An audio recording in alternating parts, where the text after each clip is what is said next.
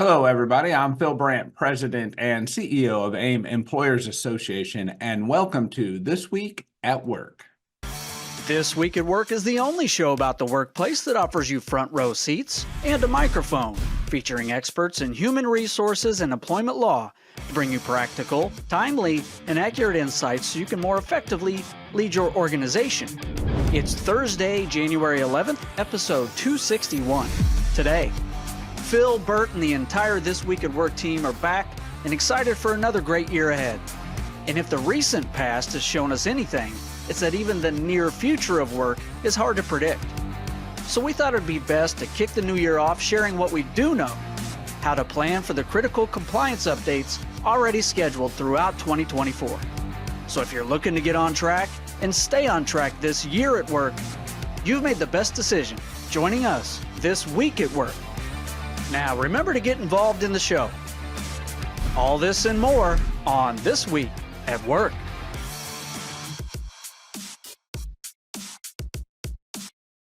Hello, welcome everyone, and Happy New Year to you. I guess it's my first chance to say that to you, and welcome back to This Week at Work. We're so happy you've joined us, and you're back here with us as we kick off the new year. And while we're doing so, let's say hello to Burt Garland, shareholder at Ogletree Deacons, employment law professional, and recent Supreme Court winner. Burt Garland, how are you, Burt?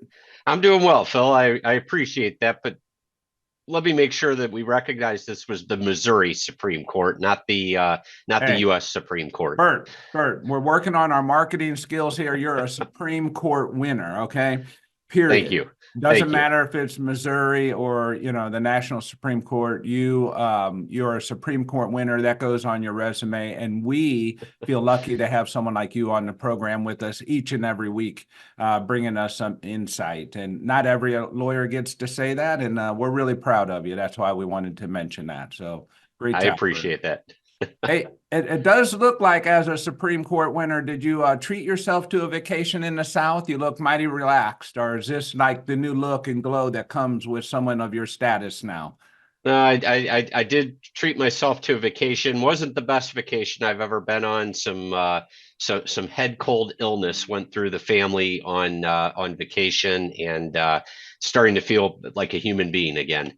Yeah, well, that does kind of spoil vacation pretty quickly. I was able to get away and enjoyed some relaxation time myself, but it has been a whirlwind since I been back. We got a lot of things to talk about today. Heavy dose of compliance. As always, we're going to welcome your questions and ask for you to get involved in the show. You can chat to us, tell us what you did over the break and what you were happy to do or not do. And with that, we'd like to introduce our poll question. So let's get on with that. First question is, what is your favorite experience from the past month? So we think back to that. I like this one, days off from work. That definitely qualifies for me. Some extra family time. I did get that as well. My daughter got married during the last month and over the Congratulations. holidays, so that was a lot of fun. Thank you. Gifts receiving or given. I give a lot more than I received, but I got some great gifts. Travel, sporting events. How about Michigan, Burt? Were you happy to see that? I was largely indifferent, except that one of my son's high school teammates is on the Michigan team, and he was really quite excited for him. And so other than being largely indifferent, I was actually really happy for Dale, who's the kid on the team, for him to have been on that winning team. Oh, that's awesome. A St. Louis kid, now a national championship winner. We appreciate that. Binge watching. Did you binge watch anything, Burt? No, I didn't. No? Are you a binge watcher? Do you watch Netflix and get into something? Yes, of course. And spend a lot of useless time doing that? Of course. All right, yes. Good. All right. Well, I won't ask you what you really get into. We don't want to know you that well. All right. Next question is, what is the first word that comes to mind when you think 2024 word cloud? Kind of like, oh, crap. All right. And then, do you have a calendar and resource bookmark that lists the important compliance dates for 2024? Yes, no, yes, I do with AIM, and you will after this program. All Hey, right. Yes. Phil, we're talking about 2024. I'm going to throw one at you here. What movie took place? What movie? I'll give you a little clue here. The final battle took place in 2024. Any recollection on that one? The final battle. The final battle was supposed to take place in 2024. I'm going to take a wild guess and maybe even date myself because I'm going to assume it had to occur so far back that 2024 would have been this futuristic world. Um, Mad Max? I don't know. Nope. No. You're not far off on the genre though. Terminator. Oh, The Terminator movies. No kidding. So this is Yeah. the year of the Terminator. This is the year that the final battle was supposed to take place, and there was a picture given to I've forgotten her name, but the actress who was the lead character in the movie that was supposed to inspire her for the final battle in 2024.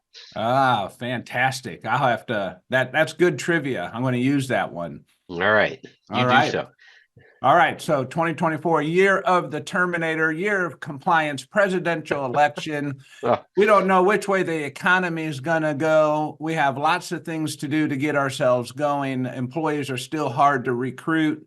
Times are changing. We have AI on the horizon, which isn't too far from Terminator. If you look up Terminators on YouTube, you will see some Terminator-like robots out there that are just phenomenal. It is definitely a different day than it was when Terminator first came out. Burt, are you ready to give us some lawyer on the clock? of course. All right. With that, Burt, Nick, let's turn it on. All right, it's time to look into what's trending in employment law. Lawyer, you're on the clock. All right. So the big thing going on in the last couple days here is the Department of Labor has issued its final rule on independent contractors, and that's what we're really going to focus on during Lawyer on the Clock today. And I want to make it very clear that businesses are going to struggle to classify workers as independent contractors under this new Department of Labor rule. Everybody should mark their calendars for March 11, 2024. The Biden administration officially rescinded a rule that made it easier to classify workers as independent contractors under federal wage and hour rules. And in its place, businesses are going to have to look to an outdated, what I would consider to be an outdated standard that's going to likely result in more workers being classified as employees versus independent contractors. So let's take a little quick look back. The prior rule applied the traditional, what we know is the economic realities test, by weighing 5 factors and determining whether the worker is in business for themselves and thus a contractor, or economically dependent on the hiring entity and therefore an employee. Those 5 factors were the nature and degree of the individual's control over the work, the individual's opportunity for profit or loss, the amount of skill required for the work, the degree of permanence of the working relationship, and then finally, whether the work is part of an integrated unit of production. Those were the factors under the old rule. That rule is about to be scrapped, and it's primarily now going to focus on the prior rule primarily focused on 2 core factors, and that was really the extent of control exercised over key aspects of the work, and then the opportunity for profit or loss. Now there's going to be a new 6-factor test that's going to be put into place. And those factors do not have a predetermined weight and are considered in view of the economic reality of the whole activity. And this is known as the totality of the circumstances analysis. So these 6 factors are the worker's opportunity for profit or loss, depending on managerial skill, the relative amount of investment made by the worker in comparison to investments made by the potential employer, the permanency of the worker's relationship with the potential employer, the nature and degree of the potential employer's control, the extent to which the work performed is an integral part of the potential employer's business. That's a very important one under this test. and then whether the worker uses specialized skills indicative of business-like initiative. And in addition, Phil, the new rule That last states, one is interesting to me as yeah, well. Especially, so if I think of like an Uber driver, someone who's driving, there's no special skill in being an Uber driver. Assuming that, most people over the age of 16 in America do drive. yeah. So I think you kind of hit the nail on the head there, Phil, with those last couple of factors there. And that is, again, whether the worker uses specialized skills indicative of business-like initiative. This rule is definitely targeted at the gig economy. And then that other rule that I focused on, the extent to which the work performed is an integral part of the potential employer's business. Well, Uber and Lyft are transportation companies. Right. And the people who are driving, that is an integral part of of Uber and Lyft's business. And so it's going to be very, very difficult for the gig economy to classify its workers as independent contractors. Now, in response to this, the Ubers and Lyfts and DoorDashes of the world are saying they don't expect a massive transition or reclassification of workers from independent contractor to employee. But let's wait and see what happens when litigation starts. Well, I mean, this is right on us. What'd you say? Starting in March? March 11th, the new Yeah. rule So takes effect. I mean, so if you're Uber and Lyft and any other employer that might be subject to the changes that are called out here, that's not a lot of time. Like for Uber to say, okay, well, we're going to hire everyone that's driving for us. I mean, I just don't even see how they would be able to pull that off by March 11th and be ready to take that burden in-house. They wouldn't have the ability to do so. Maybe they would need to hire an independent contractor, perhaps to like help them a with that. consulting That's company. right. So keep in mind, state laws still apply here, and there are a few states, California, our friends right across the river over in Illinois, and then New Jersey and Massachusetts are among the states that apply the stringent ABC test. The federal government did not go as far as the ABC test. A worker is considered an employee under the ABC test unless the hiring entity, so the burden is on the hiring entity to establish three elements, which are that the worker is free from the control and direction of the hirer in connection with the performance of the work, both under the contract for the performance of such work and in fact. The worker performs work that is outside the usual course of the hiring entity's business. So that's where most independent contractors are not going to qualify as independent contractors. They'll be employees. And then the workers customarily engaged in an independently established trade, occupation, or business of the same nature as the work performed for the hiring entity. So again, California, Illinois, New Jersey, and Massachusetts, they apply that much more stringent ABC test. State law still applies here. So people are going to have to look at federal and state law when assessing potential risk of using independent contractors. Right. And so I'll just remind everyone, you have a couple of resources to help you in this space when you're going through this analysis, and everyone should pause, take a moment, and just look at the workforce. There are some hidden spots when we think about independent contractors. But as you're going through this and you're like, okay, I'm not quite sure. It's a little bit new to us. There's some new ways of thinking about the impact. Obviously, you have Ogletree. They're there to help you, and they would guide you through that. You have the AIM. We would be here to do that. You can contact our hotline and resource center and get all the tools and conversation you might need for that, as well as Ogletree is going to be there to help in this spot. We don't want anyone to get caught off guard. I think that's the big thing. Once you do the analysis, and if you're in a gray area, then you can choose which type of risk you want to take. But until then, do that at least actively, not unconsciously. I agree, Phil, and that's one of the primary issues that employers should be looking at right now. Is they really should be focused on conducting audits of their if they are part of the gig economy, or if they have freelancers or independent contractors. They really should assess the risk of using those folks.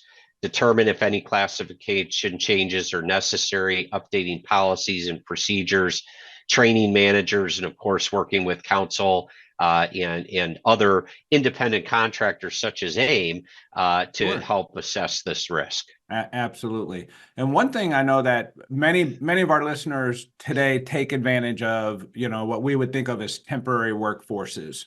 And they have done a good job over the years, and they'll have supervisors of the temporary company at the employer and doing those things to try and help. Do you see any major shift or change to that industry as it relates to this new rule?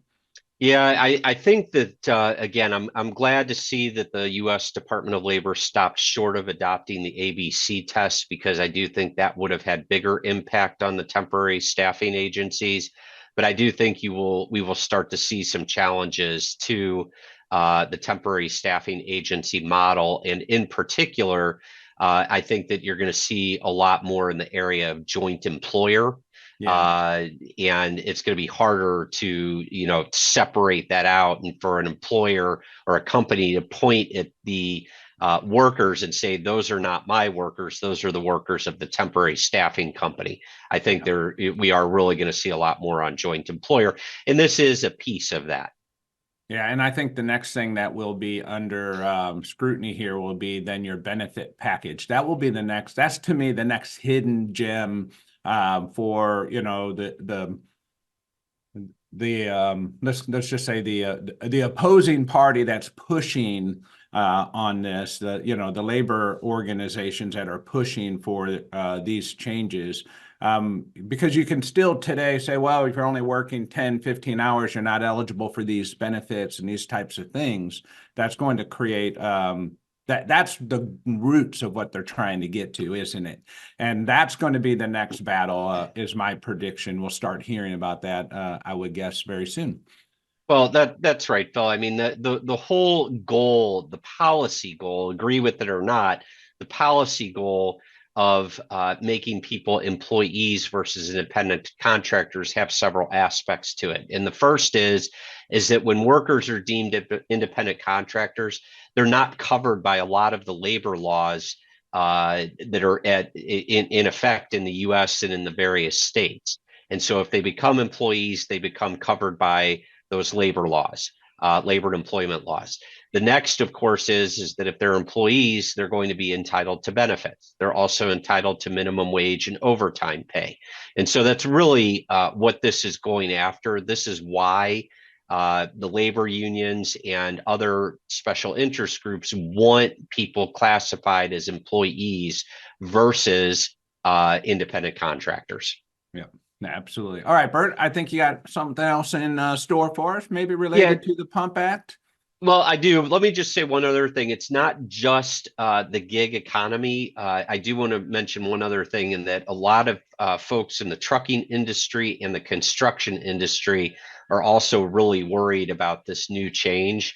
So although a lot of the noise we've heard around this it focuses on like Uber, DoorDash, the gig economy, construction, trucking, even hotel operators have really voiced more pressing concerns about the resulting potential for litigation and uncertainty here related to this new rule, because in those industries, you've got in the healthcare industry, education, food service, information technology, janitorial work, a lot of that is done on an independent contractor basis. And so it's not just going to be the gig economy here. And I do think this is going to be a significant issue as we move through 2024. And as you mentioned, Phil, it is an election year. And, the Biden administration has spent 3+ years, or almost 3 years now, undoing what the Trump administration did. And who knows what's in store for us this November.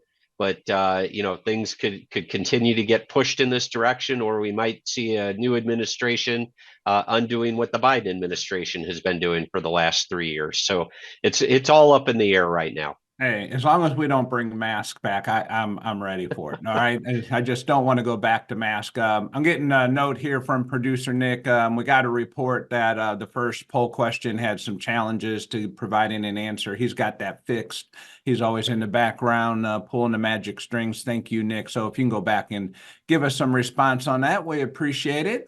And maybe we'll get Martin Meador to give us some insight. I hear he's got a new corner office. Congratulations to you, Martin. And he's an active listener, but he's in the trucking industry. So getting some insight from him. I see his trucks on the road every day over at Hogan. So maybe we can get some insight on the impact this may or may not have on their business from you, Martin. If you're out there listening, love to get some insight. Bill, real quickly, I know we're running long on Lawyer on the Clock here, but I want to mention another thing that's come out, and that is the Department of Labor is in the process of publishing industry-specific guidance for compliance with the 2022 Pump Act. That's the Providing Urgent Maternal Protections for Nursing Mothers Act. They just published guidance for the restaurant and retail industry. The Pump Act, as you remember, extended employer obligations under the Fair Labor Standards Act to provide employees reasonable break time and private space to express breast milk for the employee's nursing child, to include both non-exempt and exempt employees. And so I want to make very clear that the Department of Labor did just issue its guidance for the restaurant and retail industry. I'm not going to get into the details of all of this. If you need more information, let me know, let AIM know. This guidance is out there. The Department of Labor issued there's a PowerPoint presentation, a Q&A that goes along with it on what restaurant and retail businesses must do to provide space for a nursing mother, something other than a bathroom. And if you think about your typical store inside of a mall or a grocery store or something like that, there's not many offices in there. There's not many private spaces for a nursing mother to express breast milk. So know that this guidance is out there from the Department of Labor. Yeah. All right. Well, there you go. I think that will be interesting to see how that one is dealt with. Definitely important to be dealt with. How to deal with it is another challenge. So with that, Burt, great job bringing us a quick update as always. I want to get into Philbert's Forum. We don't always have a Philbert's Forum, but I think Nick has queued up a really good one. I've had some good laughs at it. Nick, can you pull the lever for Philbert's Forum? You've just entered Philbert's Forum, where we peel the onion back and take a lighter look at the workplace. All right, Burt, so stay with me here on this. This is a look back at some of the perceptions that we had in years past about the future, kind of like your Terminator analysis there. All right, so I've enjoyed reading these, Nick. This is a good job putting this together. So the first one was when online shopping became a thing. There was opinions about it, and online shopping, the opinion was online shopping will be a flop. Now listen to the reasons we thought then why it would be a flop. It will flop because remote shopping, while entirely feasible, will flop because women like to get out. Women like to get out of the house. They like to handle merchandise, and they like to be able to change their minds. So for that reason, we thought online shopping would flop. And I mean, it's huge. And the reason is because we put women over here and they just got to go. Not you and I, Burt, but women. Right, I know. Yeah, I thought that was quite funny. And it was probably reflective of the view at the time, you know, back the early 1990s. That's when it first started. What Amazon, I believe, you know, just first started back in that day, selling books. Yeah, the women want to get out. You know, again, this just presumes that women aren't going to be part of the workforce. I think it's amusing, and again, we have to view it from the lens of 1966 and not through today. When we view it through today's lens, we really recognize how absurd that is. Yeah, well, it's absolutely. I even think about my wife, and my wife doesn't have a professional job outside the house. She's a professional homemaker and takes it very serious. Amazon is at our house every day. It's got nothing to do with that, right? I mean, we're probably the most popular house on the street when it comes to Amazon. I'm hoping that will end now that my daughter is away and living outside the house. I got to make sure to get our account separated from her. All right. As everyone knows, I still have some kids in school, and the other day the Amazon showed up and delivered highlighters for my child who's in law school, and not just highlighters though, Phil, a box of 72 highlighters.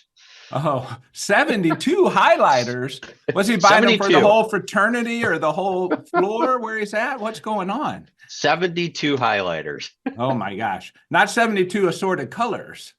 There are multiple colors in there, but there's not 72 colors. We don't need 72 highlighters at the AIM office.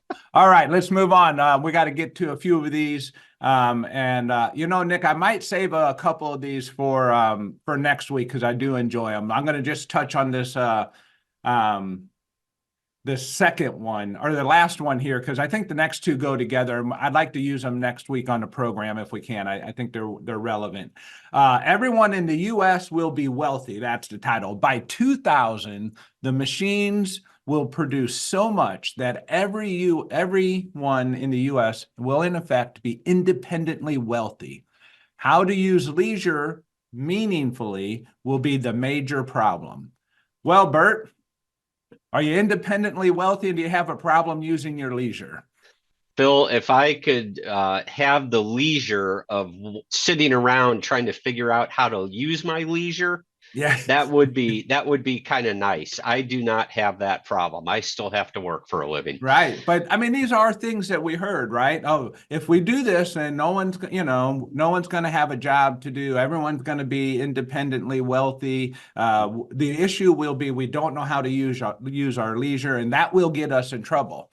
And I do think idle minds create problems, but nevertheless, those are two good. We have two really good ones. I want to use those next week in the program because I think they kind of go together. And I do want to share one more thing with our listeners here today as we move on and we talk about some things for 2024.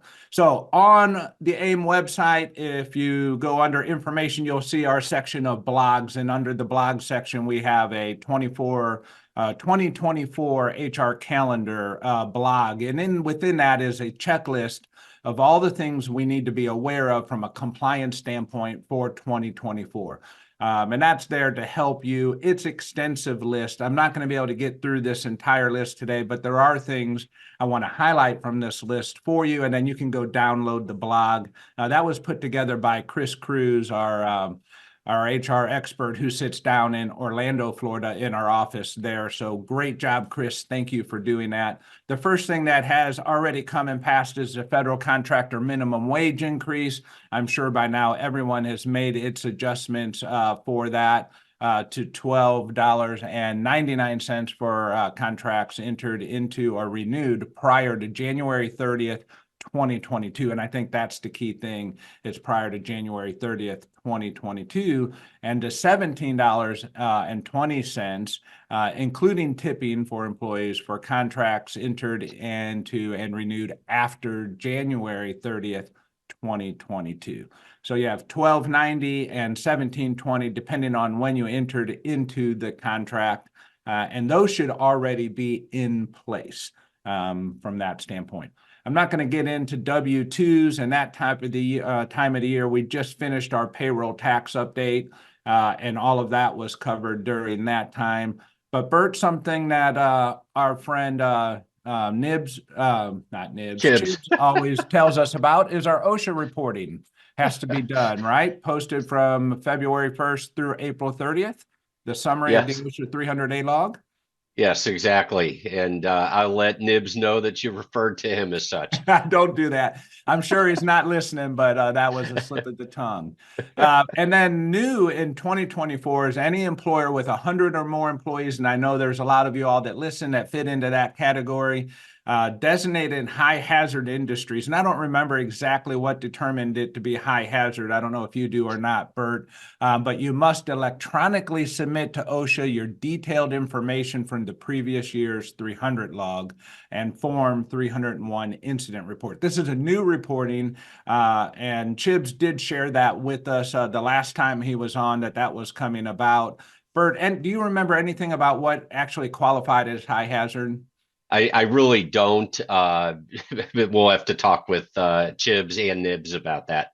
Yeah, let's get Chibs and Nibs together, and we can work on that. And as we're running out of time, what I want to do is just tell you there's a lot that has to be done throughout the year. Get on online and check out that blog. Chris did a great job putting that together. And I know we will be using that here at AIM, as well as with you, our employers, to make things easy as we can for you to be in compliance. Burt, I'm looking so forward to being a part of this program for another year with you. It's hard to believe. What are we in year 4 now that we've been doing this? I know I get feedback all the time from our members. We were at our holiday party, you and I, and let me tell you, the one thing I heard is they say, hey, that Burt Garland, he's even better looking in person than he is on camera. So Yeah. Burt, you're just becoming a star. We won't even get back into, our love contracts and how you earned the name Dr. Love. But I want to say thank you for being a part of it, and I look forward to 2024. It's going to be a great year. As do I, Phil. Thank you. All right, with that, we will be back here next Thursday. We have some good things to chat about and a special guest who will be joining us. Let's see here. We have Jeff Harry, who will be talking about make work suck less is the topic. Make work suck less with Jeff Harry next week at 7:30 Central Time. We'll see you then. Until then, go out and let's be good to people. Bye-bye. So weird that Jeff's nickname is Nibs too. Thank you once again for tuning in to This Week at Work.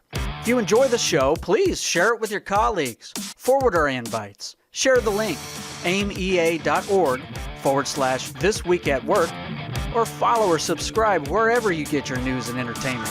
LinkedIn, YouTube, Spotify, Apple Podcasts, we're everywhere you are. Don't forget you can be part of the show.